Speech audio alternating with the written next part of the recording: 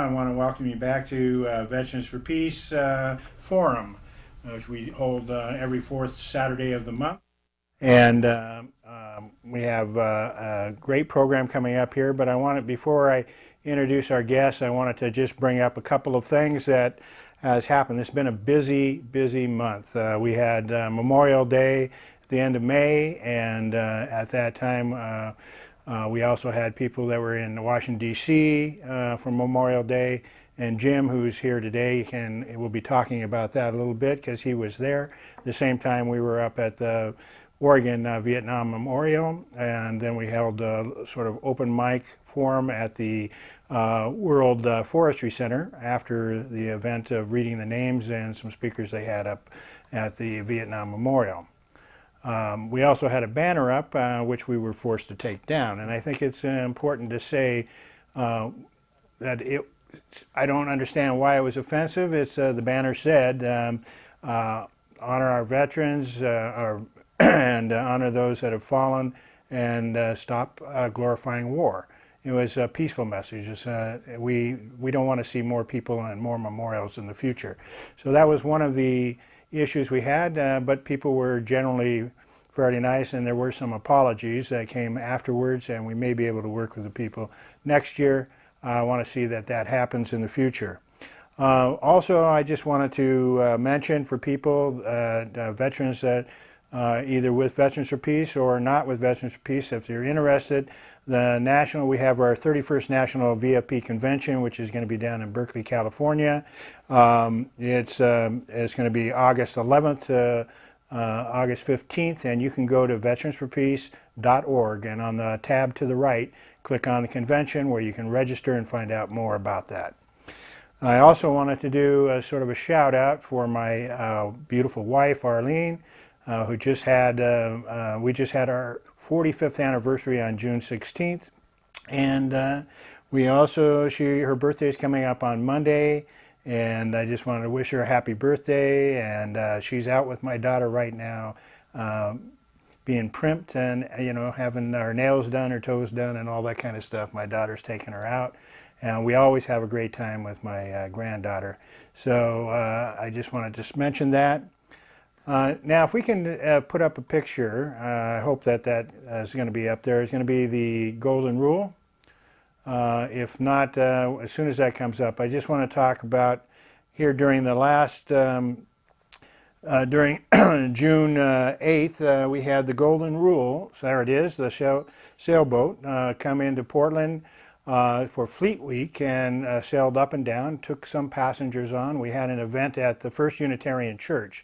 Now, for those of you who don't know about the Golden Rule was a ship in 1958 that set sail to the Marshall Islands and to interfere with the testing of nuclear weapons on those islands. The ship was stopped in Hawaii, and the crew was arrested.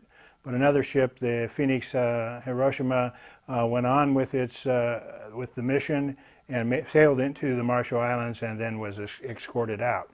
Well, the ship has gone through about 4 different owners, and eventually that ship sunk in Humboldt Bay, was found by our chapters down there in Eureka, California, and they pulled it out with some other folks and a lot of volunteers, and over a 5 to 6 year period made it seaworthy again. And if you've seen it from the beginning, a big hole in the ship, and you'd wonder how they ever got this thing together again. But they got it up, and last year, and that was his first maiden voyage down to the convention in San Diego. Now it came up here along the coast and to Portland and sailed down the Willamette River, and it was here for the Fleet Week, and we had a wonderful time. And then they've gone up to the Columbia River, up into Cascade Locks, all the way up to Hood River, Stevenson, and then back down to Vancouver.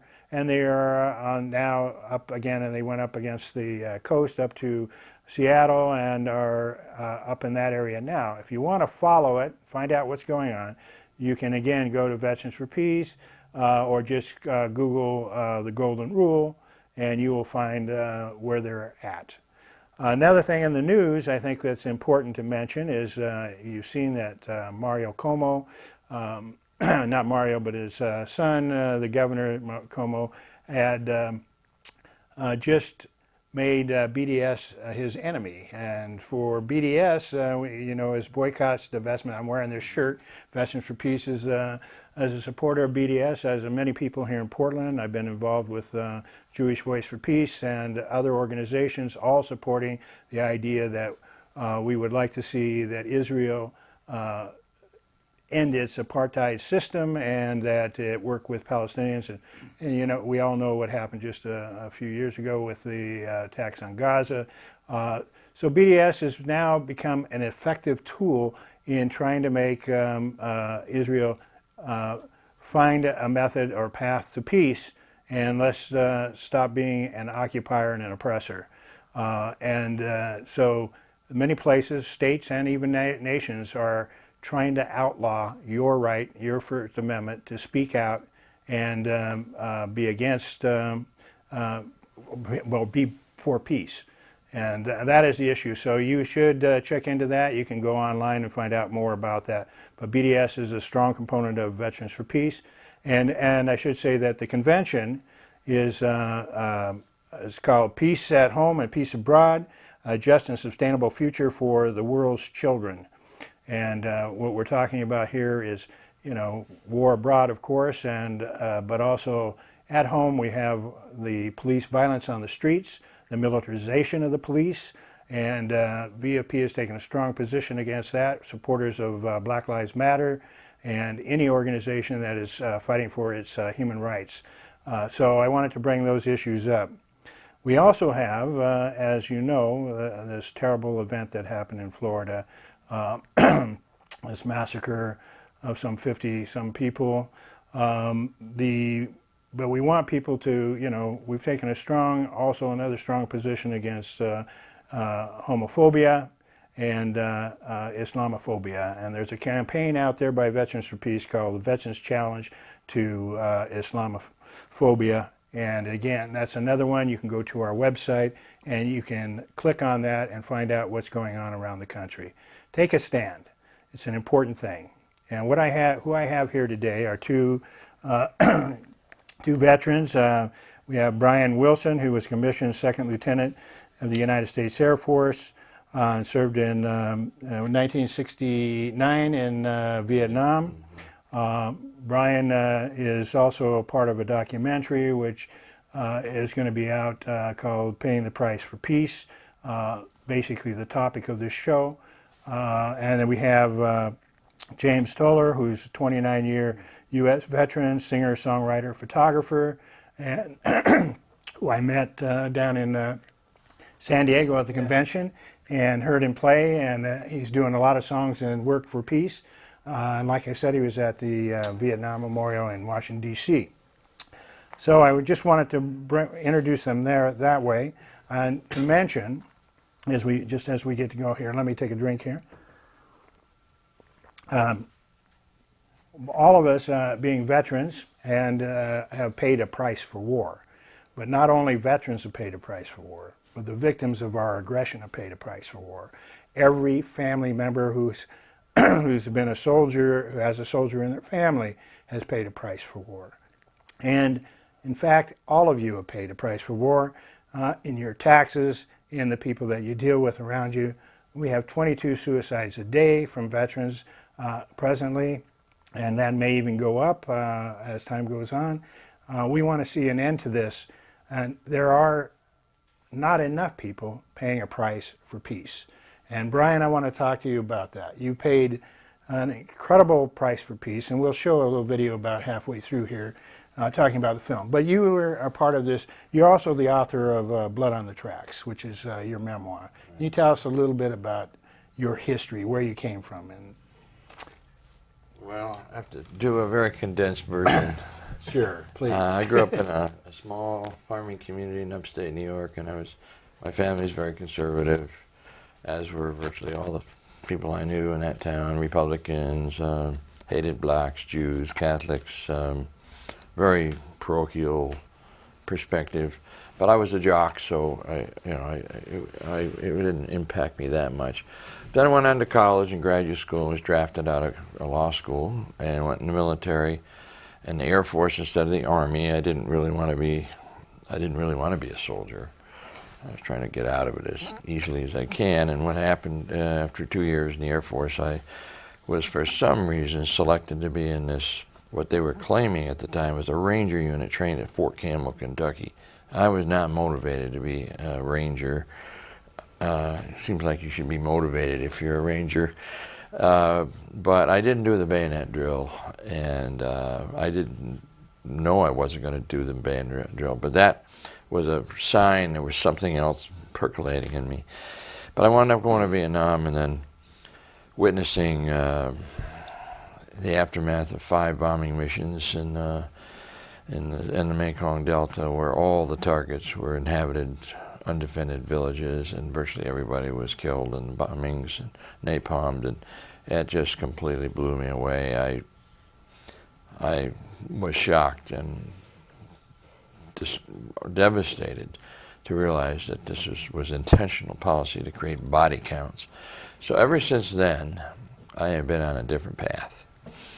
And when I got out of the military, which I was able to get out of without a court-martial,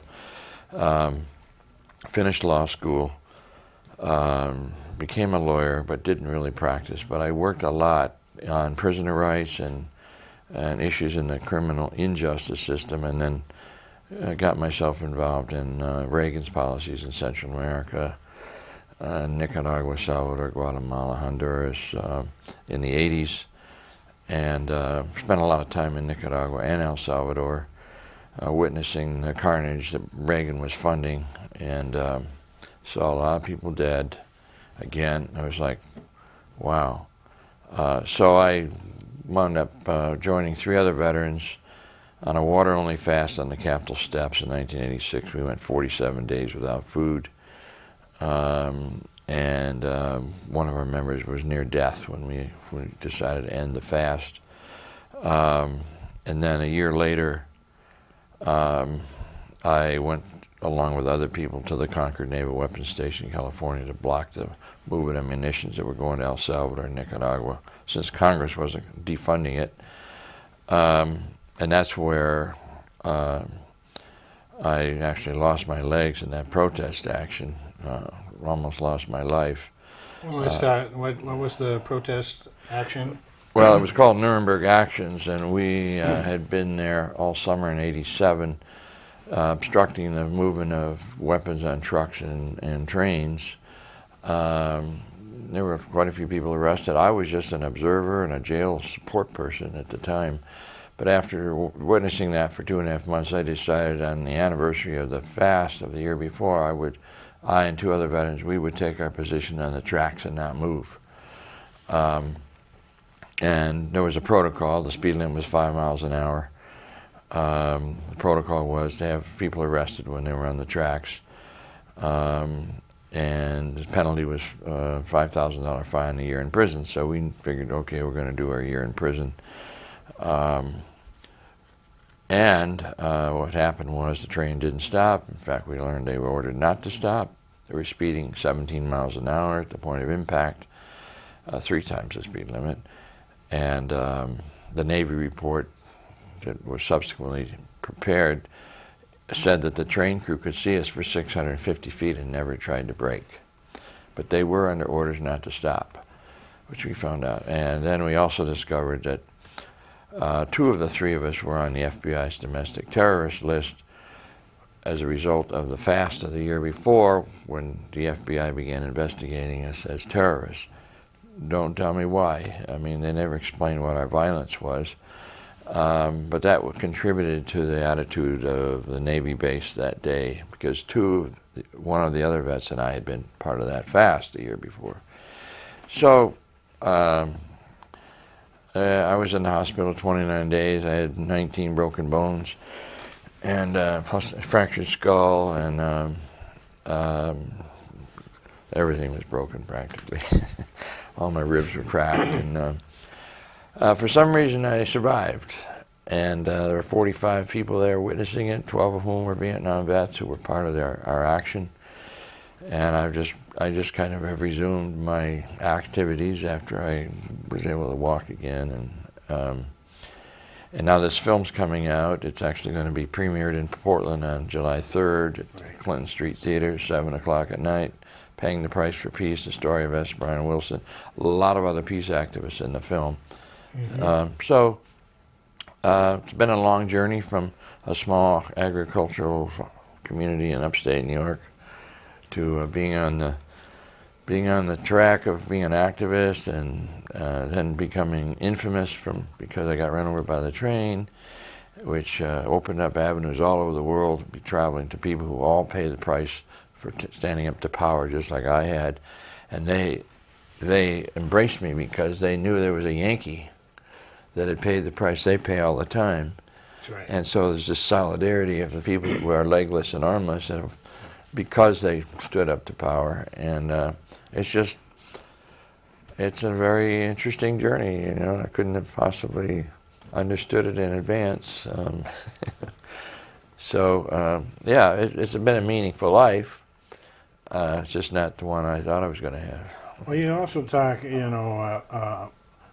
about in our society, not just about the idea that your history, which has always been something that drew me to activism in a lot of ways. When I was also involved in the sanctuary movement at that time, and when I heard, I never spoke as a veteran, even after for quite a long time. But I was very moved when I heard about you, your accident. It wasn't an accident. No, that's right. It was very intentional. As a very intentional. Yes, that's correct. What happened to you by being run over by the train, but standing up against those arms going to the Contras. To kill my family in Nicaragua. I mean, I considered them my family, my extended family. But even before then, you were you had been to Nicaragua. Oh, yeah. And El Salvador. Yeah. Well, I had already known a number of people in Salvador and Nicaragua that had been killed by the Reagan's Contras or the death squads in El Salvador. And to me, I consider that became my extended family, just like the Vietnamese. I mean, that was a spiritual, philosophical epiphany I had in Vietnam, which carried over. So when we're killing other people, it hurts me. Right. I'm impacted emotionally. I'd been to Nicaragua several times, but really it was my Vietnam experience that put the fire in my belly. Right. It was just so shocking that, and I've never been able to even tell my family and extended family, my biological family. They just didn't want to know, or I was no longer their good little boy. And but I was doing what I thought was right, telling the truth as I know it, and delivering the message of just trying to get the record straight from my experiences. They don't have to agree with me, but to constantly tell me I'm a commie from my own family, like, come on, give me a break. I'm just trying to express what I experienced and how I interpret the experience, and like to share it with people. It doesn't mean I'm right. It just means I do have a perspective based on some experiences.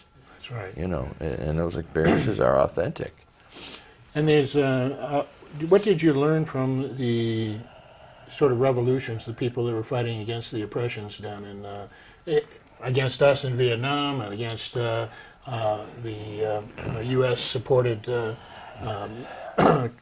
dictatorships in Nicaragua and El Salvador? Well, my identification with victims of our policy in Vietnam and Nicaragua and Salvador and so forth was that those people are authentic. They are living in their villages, in their families, in their communities. And I'm an ideological invader. I've been told these people are evil, and I'm going to intervene in their lives. Of course, as a U.S. American, I know nothing. I'm a typical dumbed-down person. And so same thing in Nicaragua and El Salvador. Those people were struggling to help have some dignity in their lives, a little bit of food and a little bit of justice. And I'm from a country that's destroying their struggle to save the oligarchic structure, you know, the rich. So just feeling the authenticity of basic people and realizing I want to be with them. You know, I don't want to be with the patriarchal oppressor. Just not real. It's all something that's just been concocted in my head from all my education,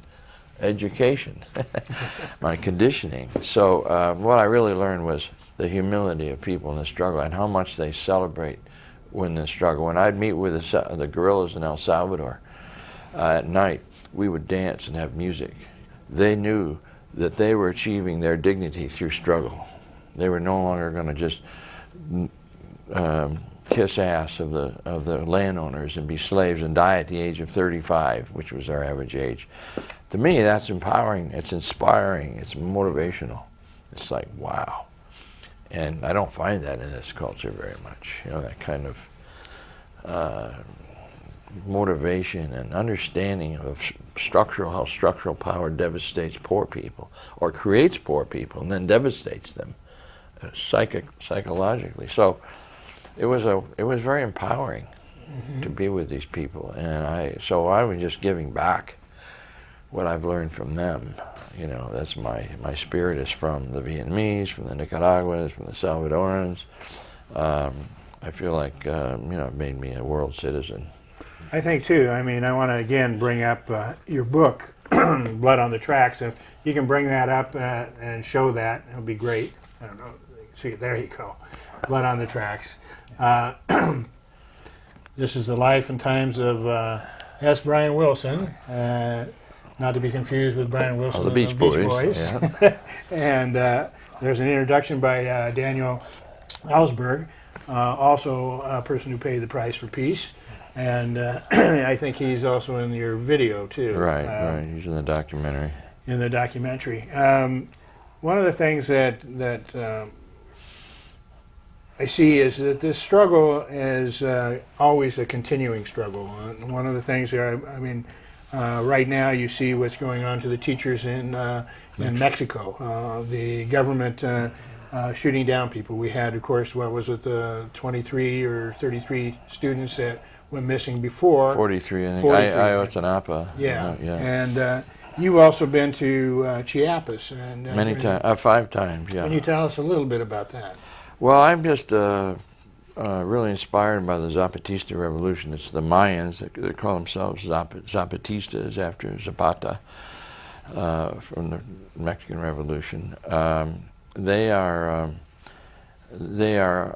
really into preserving their autonomy from both the nation state and from corporations. And so there's like 1,300 or 1,400 communities that have reclaimed land that have been taken from them.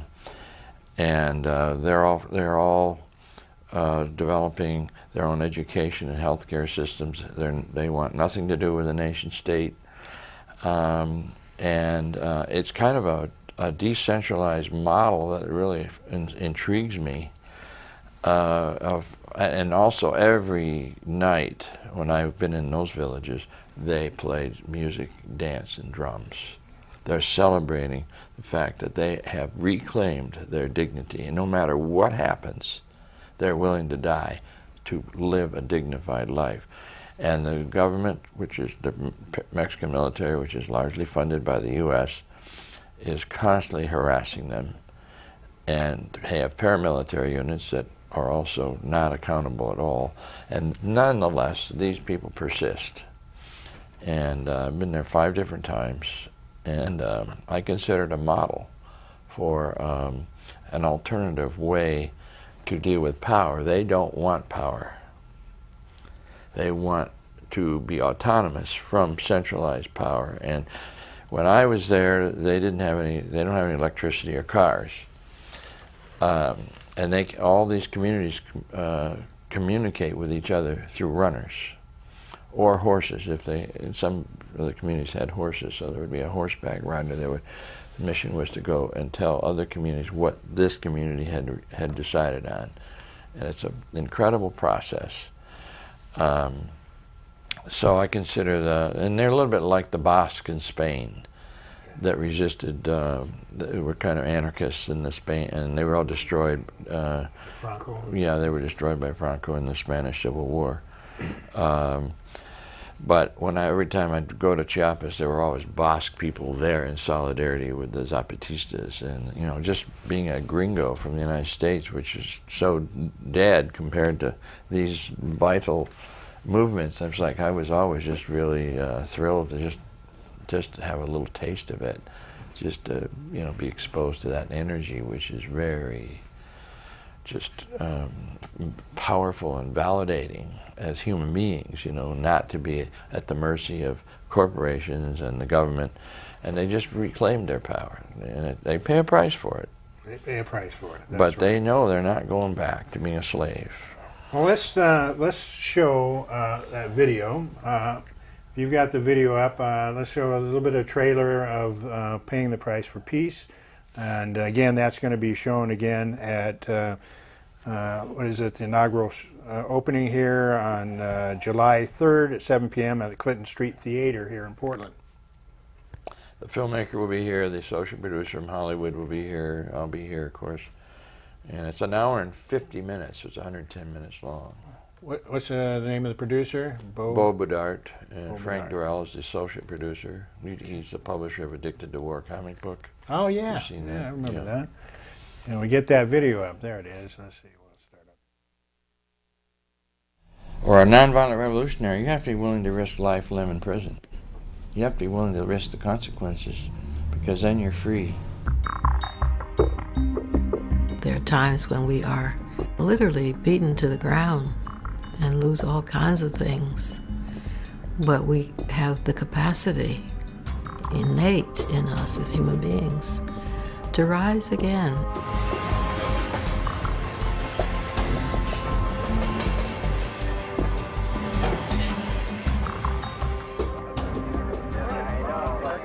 These munitions kill people, and we're responsible for it.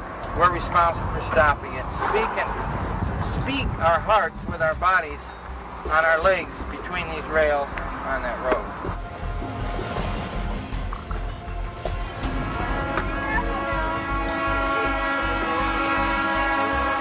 Brian and I had made this commitment that you could either remove us or run over us.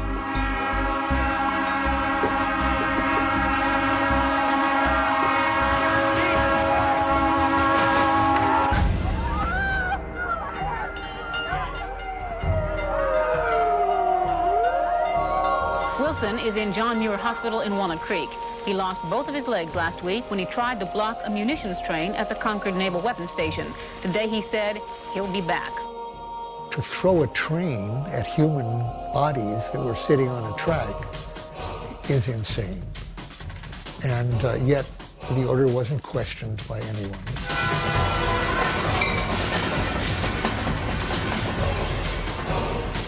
Violence is what built the Western civilization. It's what built prosperity. It's what built oligarchic structures. And I don't want to be complicit in it. I walked as far as I could walk before the bodies were so thick I couldn't walk any further. And I looked down at my feet and I saw a young Vietnamese woman holding 3 children in her arms. But her eyes were open. When I looked in that woman's eyes, I knew it was all a lie. I knew the war was a lie, and I suspected everything I had ever been taught was a lie. I was on the wrong side. How could this be a good boy? I'm on the wrong side. Most people are very shocked when they come to the realization that our government is a violent government. I remembered the Declaration of Independence that talked about the merciless Indian savages, and I realized I was the savage. These wars are a lie, these wars are a crime, these wars are immoral, and that every single active duty service member has the absolute right to refuse to take part in these wars. Listen, brother, we're not just talking about occupation in Afghanistan, we're talking about the continued occupation of Iraq, we're talking about the illegal occupation of Palestine. All of these things are connected.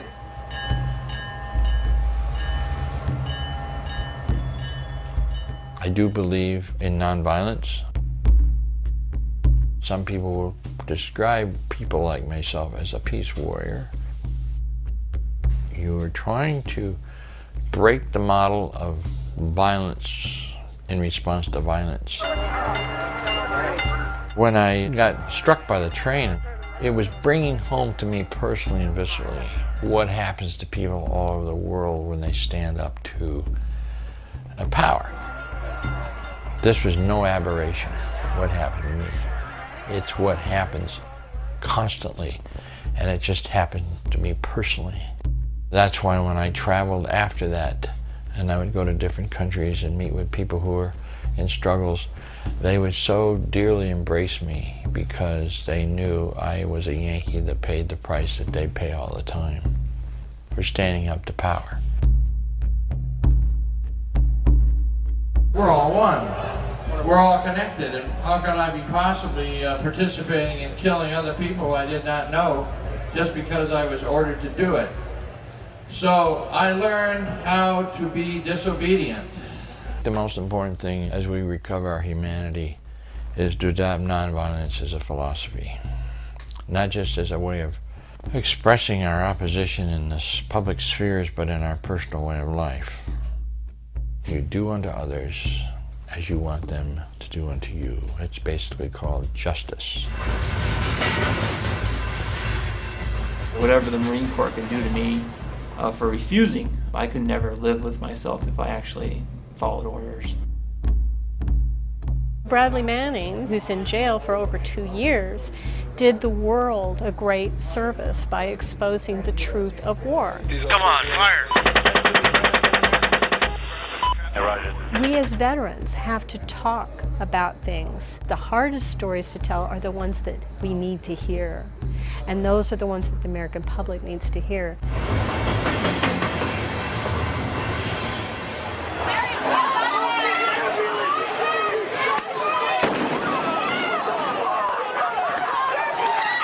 What happened? You got hit. You got shot. What's your name? Wake up. What's your name? What's your name?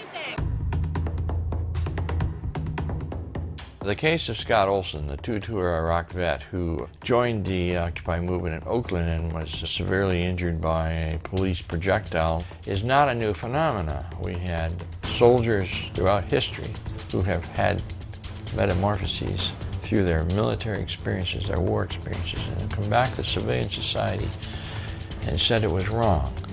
It's important for veterans to be in the movement because we have a certain wisdom about the nature of imperialism, the nature of warring against other people that we've demonized. People like Scott Olson, to me, is an inspiration because he's continuing the tradition of veterans saying no to this madness.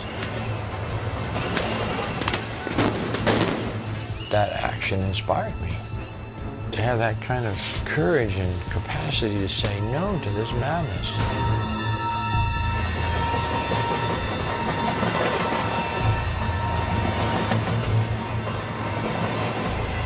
Hey, Obama, yes you can! Troops out of Afghanistan! When there are people in the veteran community who come out and are so passionate about their resolve for peace and so willing to do more than just talk about it, but actually walk the walk, it's tremendously inspiring.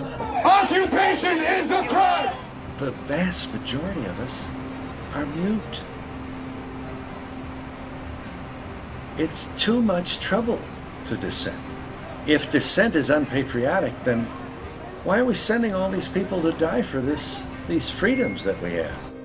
We, the people, have got to stand up, get out off our asses and do something. Voting power is there to stop this madness, but it won't have itself revealed or felt unless we have more people willing to step forward and go against what they think is an opposing wind. Save blood! Save blood! Troops out of Afghanistan!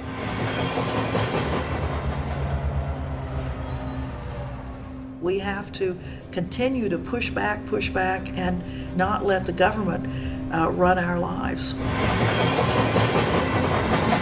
Consciousness of the world, I think, is igniting.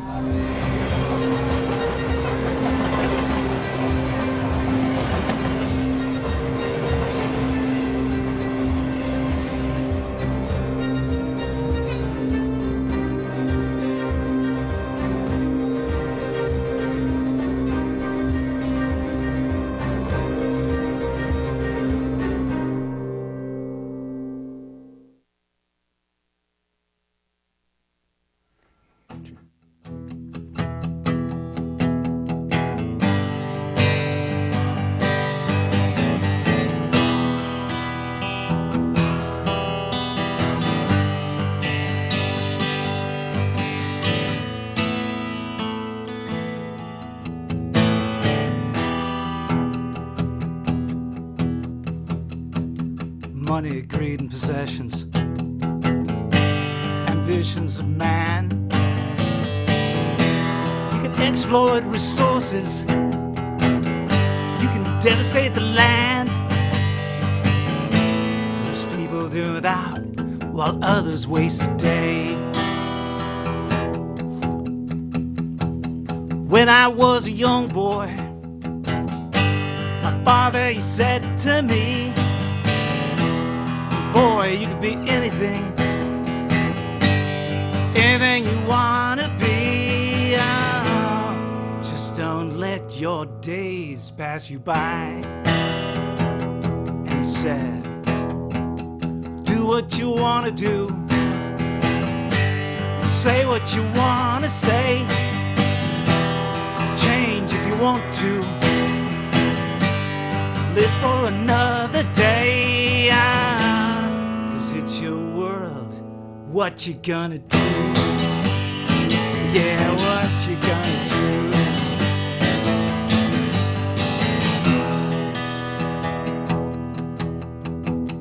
do? 10 million people could ask for more, but deaf ears have no conscience. Yeah, lovers of life whose ambitions have been smothered. And there's people do without while others waste their day. So do what you want to do, and say what you want to say. Change it if you want to, and live for another day. 'Cause it's your world, what you gonna do? Yeah, what you gonna do? What you gonna do? Money, greed, and possessions, ambitions of man. Yeah, life's what you make of it. Don't you understand? 'Cause it's your world, what you gonna do? Yeah, what you gonna do? Yeah, what you gonna do? Yeah, what you gonna do?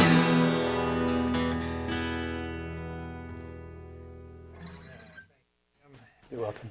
This is, we were just talking about the whole idea of revolution and music, and we're glad to have you. You want to move that just off to the side? So I'm glad you could play some music for us. Again, now I want to kind of follow up with you a little bit. So you were in the U.S. Army for 29 years, and you want to tell us a little bit, and I mean, you're a singer, photographer, artist, videographer, all of these various things, and I'm glad that you're now here in Portland, at least half of the year. Well, thank you. And thank you for doing that song for us. Could you tell us a little bit about your military service, where you came from? Oh, absolutely. I grew up in a Navy town, Port Whitney, California, and my father was a former Marine, Incheon. And I grew up in a very regimented home.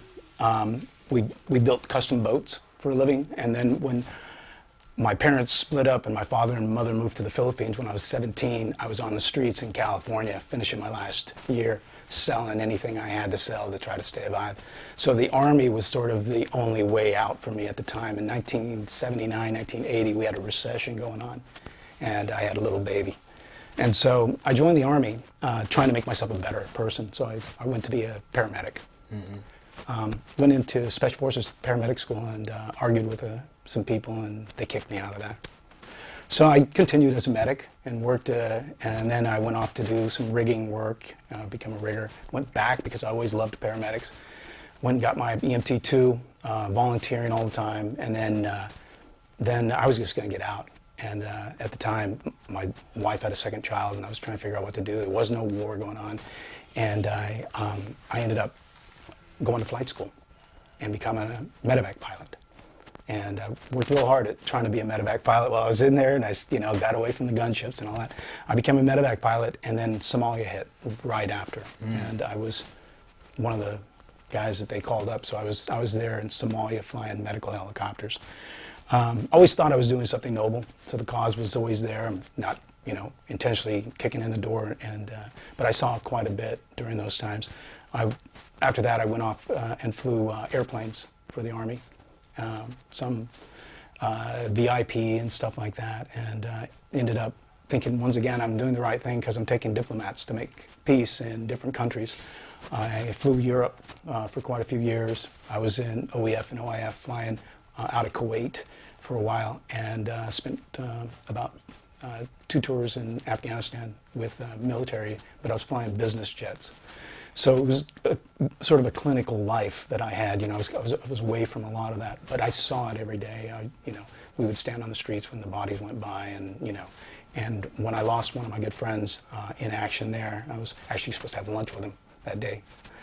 Something snapped in me, and I knew I had to get out. But the Army, the military has a thing where the fine print says during time of war they can keep you up to 30 years. Right. Well, I had 19 years, 11 months when 9/11 hit, and I was in Bosnia at the time. And I got back to Washington, D.C., and they said, don't think about it, read the fine print. And I said, oh, stop okay. loss. Yeah, stop loss. So right after that, the next 6 years were a blur. I was in Korea flying the borders and working that, and then the next thing I know, I'm working with Vietnam vets, and thank you again, I'm humbled by the two of you.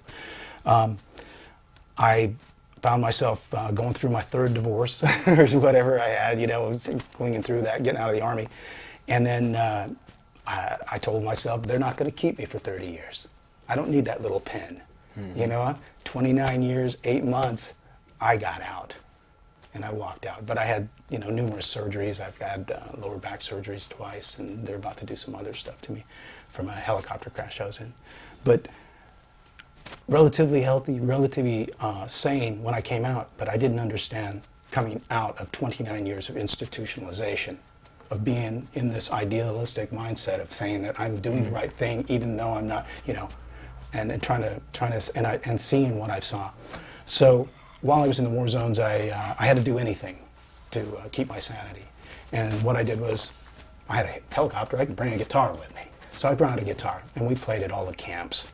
I even DJ'd and did stuff like that for people, and so I had some, connection with the troops. I was a CW4 when I retired, so at the time, chief warrant officers running around with a guitar, and everybody can come up and talk to them. And so that's when I started to write music, and I put it away in a box, and it was my personal way of just healing myself, just like that song I just wrote.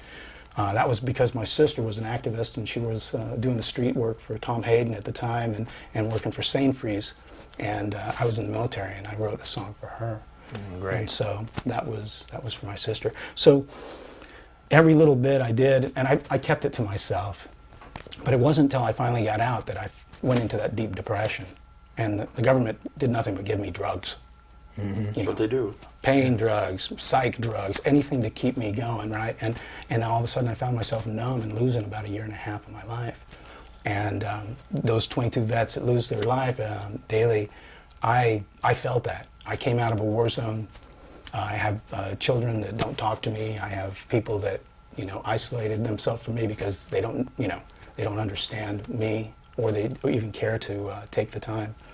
And so, if it wasn't for Veterans for Peace and other organizations, I had no idea you guys existed because I was just in this bubble, So when I was in D.C. About a year and a half ago, almost or so, and that's where I met the Veterans for Peace through the bell tower in Roger. Okay, Yeah. you want to tell them a little bit about that? Sure. You were just sure. back in D.C., Yes. and this was for Memorial Day. Right. And there's a thing called the bell tower. Yes, and Rogers Bell Tower has aluminum cans that they had cut out, and people will embed some sort of, or emboss name or whatever. And I was walking down there, and it was one of those days I was feeling down, walking along the river going, you know what, I might want to go, for a swim or something. I saw this shiny bell tower. I said, I'll go walk over there. So I went over there and met Jay Marks, and then we started talking. And they go, well, why don't you help us out and put one of these up there? And I said, sure. So I walked around. I read all the ones I saw, rest in peace, my friend, peace, and this and that. And so I wrote, war, definition, waste another resource. And the guys go, you need to sign that one. I put James Toler, 29-year Army vet. And they're like, whoa. So they put it on there, and Roger's been keeping it in the front. I like that. But yeah, I mean, it was easy for me. They were wasting resources every friggin' day. I mean, I saw it, the machine. So from that point on, I met some people that understood me. I brought my guitar out to the first time, and it was really nice. I invited out, sit down with the group, and when I played my guitar, I started to notice that, the next thing I know, a film crew came and they filmed me. It was a South American film crew, actually. And she asked me, she goes, how can you spend 29 years in the Army? And I said, have you seen what they do to women and children out there? I said, I felt I was doing something noble to try to stop it. I said, so that's where my dilemma was. I said, but now, I'm seeing that there are other ways. So what really actually brought me to D.C. was to help Roger set up. I promised him I'd help him set up. But the other thing was... What Roger's last name again? Yeah, exactly. Oh, I forgot. Yeah, I'm sorry, Roger. Yeah, I just didn't want to say it wrong. Okay. But what I ended up doing was, I ended up going to the Institute of Peace. And with the Institute of Peace, they have a course called Violent Conflict Mediation. And they allowed me to come and take that course, so I funded it myself.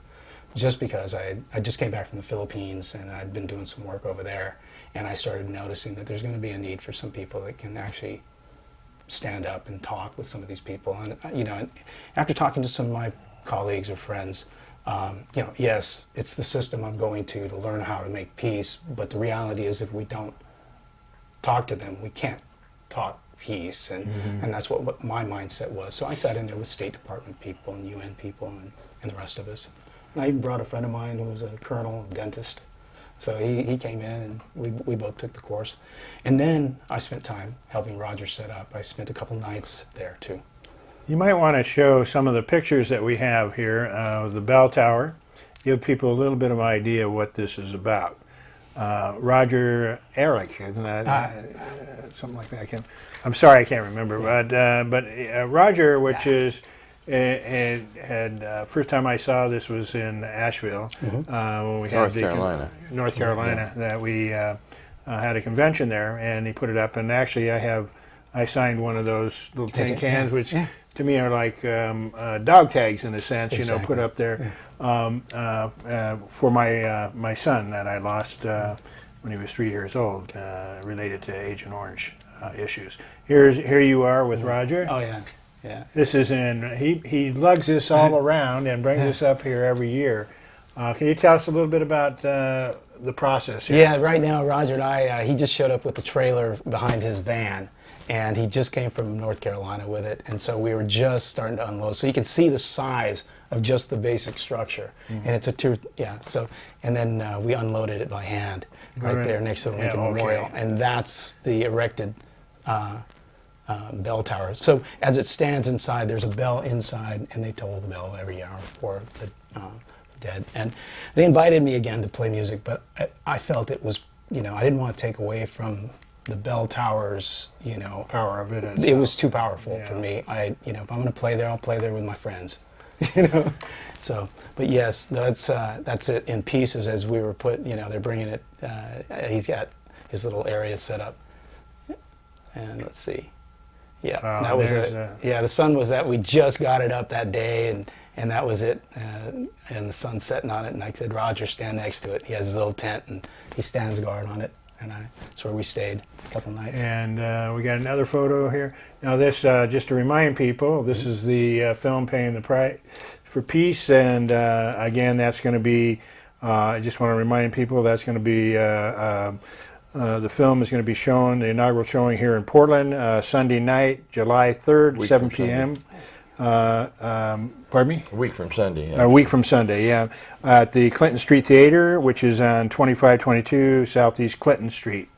Also, just wanted to raise the idea that there's another picture there, I believe, that has Jim on it. It's your sort of promo picture, if they've got that. I don't know if he's got that there. You have your own studio, and you've been working on this. This is it. Okay. So people can go to your website. What's the website? It's James Toler, TOLER.com. And right now we're just building content on it, and my songs are what we're starting with, but part of that is I'm trying to tie myself in with certain charities. I have some charities in the Philippines and some others. So that's basically where I'm just starting out. So and just a quickly, and what's your connection to the Philippines? My mother's Philippine, and as a child, I went to the Philippines since 1972. We'd go every year, and so I has a deep connection to the people and their. What area? My mother's from Leyte, really close to where MacArthur landed, and close to Tacloban, where where all the devastation was. And then, but I have family throughout the Philippines, all the way through the south to the north, and so, So I'll be returning again to the Philippines to help some of them. I was working with an orphanage doing music videos for promotionals right now. You wanted to raise an issue about for homeless. Yes, I have a friend, Annie Greenbrick, and she collects socks and hand mittens for the homeless. And right now she's in the process of collecting some of those. She's not actively giving them out, but we're collecting them because the season will come before we know it, and if you can donate a hand warmer, old gloves, or some socks, please pass them either to me or get them to us, and we'll make sure that they get to the homeless. That's one of the things I've done a couple of times with Annie, and she's such a wonderful person. So. Well, I really appreciate that. I spent 9 months in the Philippines, so we're going to have to talk more about that in the future. Thank you. I'd like that. Glad to have you here. I want to thank everybody for being here. Brian, any last words you need to say to? No, not really. I would like to see people at the Clinton Street Theater on July 3rd, 7 p.m. The filmmaker will be there from California. The social producer will be there from Los Angeles. I'll be there, and I'll be there for Q&A after the film if anybody's interested in conversation. After this, you don't have to go on any programs ever again because it's all being told. That's fantastic. Yeah, well, the film is being translated into Spanish now, and the filmmaker wants to take it to lots of film festivals in other countries as well as the U.S. Fantastic. But I don't know what's going to happen because I don't see myself doing that much traveling. I mean, I can say I'm not going to travel. I probably will go to certain showings, screenings. Yeah. Again, I want to remind people that the VFP convention, it's the 31st annual VFP convention. It is August 11th to the 15th in Berkeley, California. On the campus of Berkeley and Oakland, California, yes. So if you can make it, go to VFP, veteransforpeace.org, click on the tab convention, or any other area on the place, because we have plenty of programs going on. And we welcome you to keep tuning into Veterans for Peace Forum. I want to thank my two guests for being here. I'm really honored to have you both here. Thank you very much. Yes. And we can go ahead and bow out.